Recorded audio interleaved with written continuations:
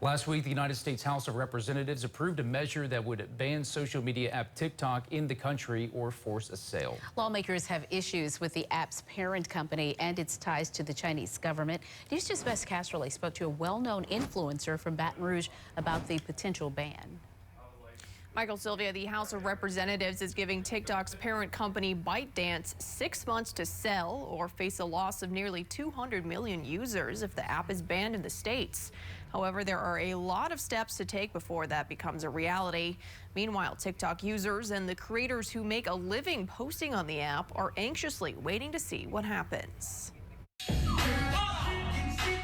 Baton Rouge-born and raised influencer Landon Romano has more than 2 million followers on TikTok and hundreds of millions of views worldwide. It's something about his talent. He, like thousands of other content creators, makes a living posting on apps. TikTok takes up maybe about 20% of my income. I'm a little different because I started on a different app.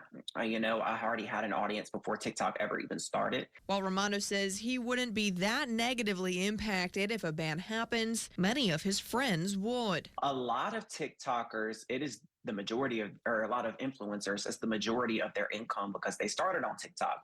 It's very hard to build an audience on Instagram, YouTube, other platforms, but TikTok became so popular because it's easier to build an audience on there. It seems like anybody can go viral and build an audience.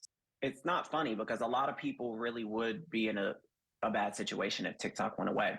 Experts have said, however, it's unlikely that a full-on ban of TikTok in the U.S. will happen, despite what some lawmakers are saying.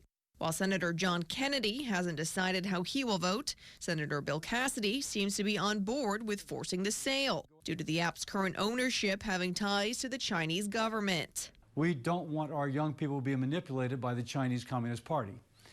We'd like them to have access to the platform, but in a way which we are confident is free from interventions from those who frankly wish to restrict the freedom of everyone around the world.